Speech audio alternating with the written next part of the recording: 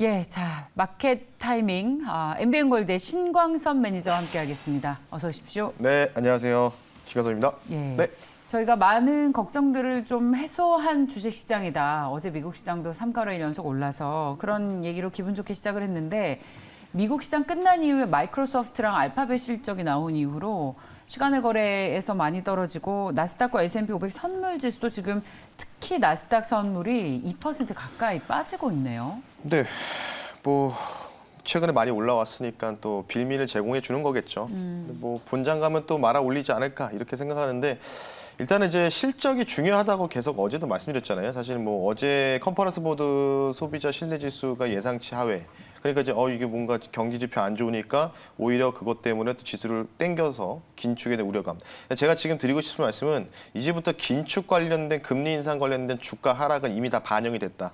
그리고 이번 주에 이 실적 100여 개가 넘는 기업들의 실적, 특히 오늘 같은 경우에는 알파벳, 비자, 뭐 코카콜라, 마이크로소프트들 여러 가지 그 종목들의 실적이 나왔는데 알파벳을 제외하고는 대부분 그냥 쏘쏘한 뭐 쏘굿 정도의 실적이 나왔습니다.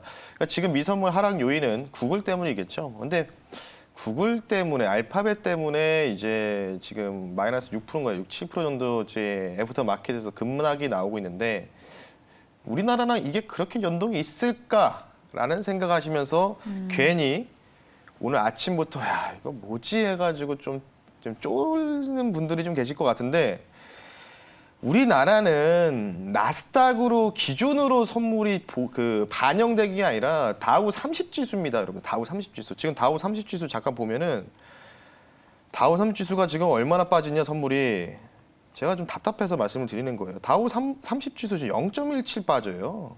예. 그냥 오늘 우리나라 그렇게 개파라 크게 안 나와요. 예, 너무 걱정하실 필요 없고, 예, 다우존스 1%. 그러니까 대부분 분들이 나스닥만 보고 나스닥이 중요하다라고 하는데 다우존스를 보셔야 돼요. 다우존스. 왜냐하면 다우존스 안에는 시크니컬이 많고 우리나라 시크니컬 기업들이 대부분 차지하고 있잖아요. 그래서 오늘 뭐 많이 빠져봤자 뭐 0.2 정도, 0.3 정도 개파라 출발하고 횡보 치다가 미선무 올라가면서 말아 올리지 않을까 싶은데 왜 떨어지느냐? 알파벳 CEO가 이렇게 얘기했어요. 그러니까 클라우드 매출은 괜찮게 나왔는데 이번 쿼터의 인력 고용은 좀 줄어들 것이다. 그러니까 좀 이런 얘기죠. 기업들이 이제 경기 침체 때문에 뭔가 대책으로 이번 분기에서는 고용을 좀 둔화시키고 고용률을 좀 떨어뜨릴 것이다. 그러니까 채용을 별로 안 한다는 건 이제 기업들이 뭔가 이제 유동 자금이라든지 이런 걸 잘 안 쓰겠다는 얘기잖아요. 현금을. 그것 때문에 이제 시간의 하락이 나오고 있다라고 보시면 좋을 것 같고.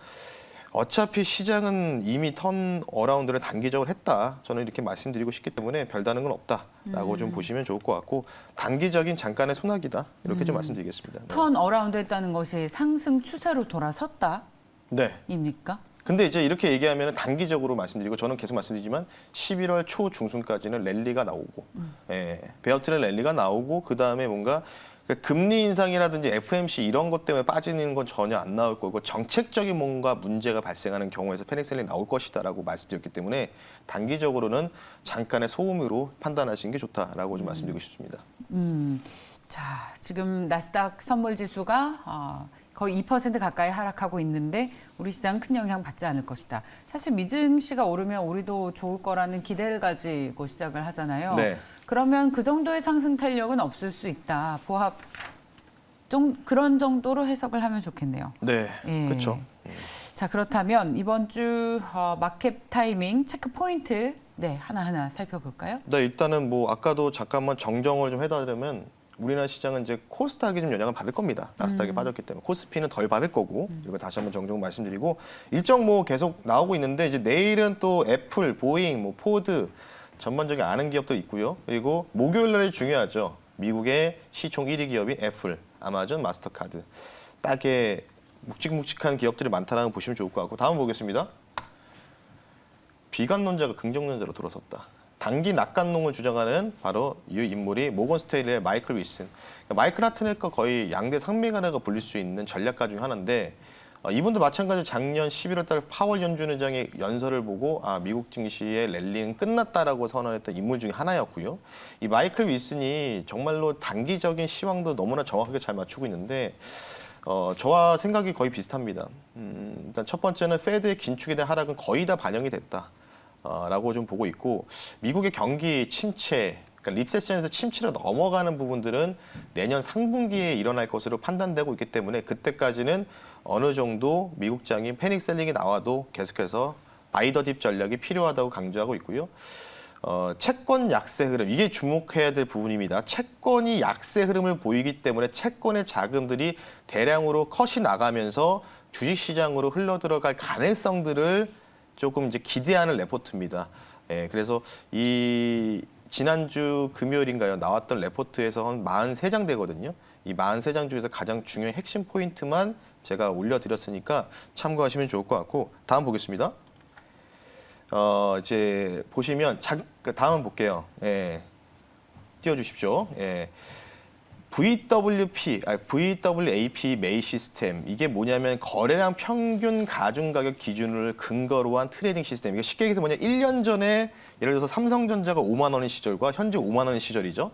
그 가격의 거래값의 평균 가중 가격을 매칭한 이제 트레이딩 시스템이라고 보는데, 요게 이제 골드만삭스 보고서에서 뭐라고 나왔냐면은 지금 미국 같은 경우에는 실적 발표 한 달 전에는 블랙아웃에 들어가거든요. 자사주 매입 못하게. 그리고 나서 실적 발표 이후에는 48시간 이후에 매수할 수 있게 됩니다. 그러면 지금 굵직굵직한 기업들이 지금 시간에서 하락이 나왔고 구글도 마찬가지고 메타도 마찬가지, 여러 가지 기업들이 마찬가지 않습니까? 다 영향을 받아서.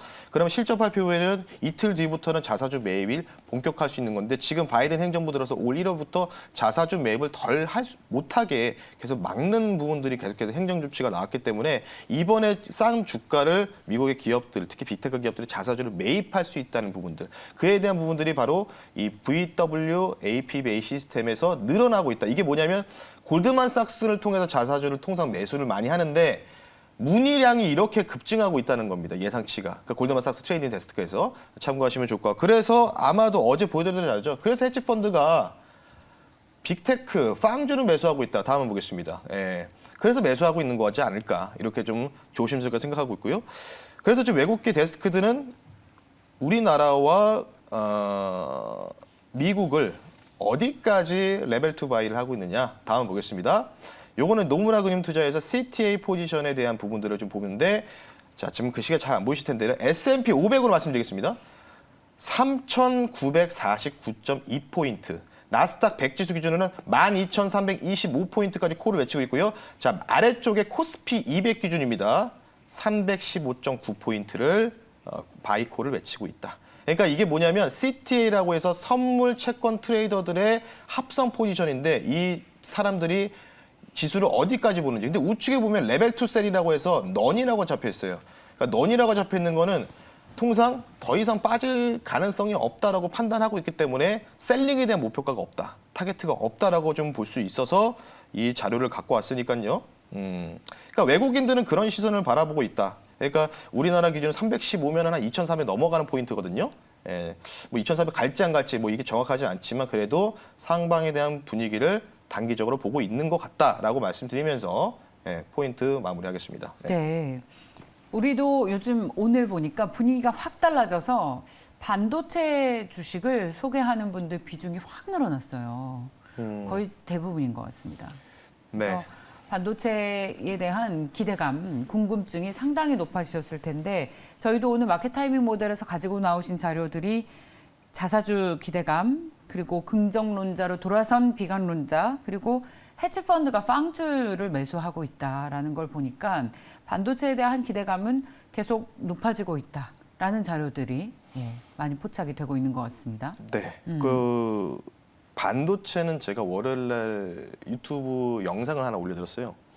예, 뭐 제목 자체를 아예 그냥 반도체 바이콜 의견을 드리면서. 그랬군요. 근데 그때 제가 설명드렸던 내용들이 뭐냐면 네. 반도체 소부장보다는 삼성전자, SK 하이닉스를 사는 게 오히려 기대 수익이 낮다. 대형주, 예, 대표주들. 왜냐면은 아직은 외국인들이 달라진 게 없잖아요. 재고 문제라든지 아직 그렇죠. 반영이 쿼터별로 재고에 대한 부분들이 반영이 안 됐거든요. 그러다 보니까 반도체 소부장에 대한 신뢰는 약간은 좀 떨어져 있는 그 상황이고, 그러다 보니까 이제 외국인 입장에서는 사실은 삼성전자, SK하이닉스는 누구라도 아는 글로벌 기업이다 보니까 그쪽으로 뭔가 매수세가 집중될 수밖에 없고, 최근에도 외국인들이 계속 프로그램 매수가 들어오고 있기 때문에 네.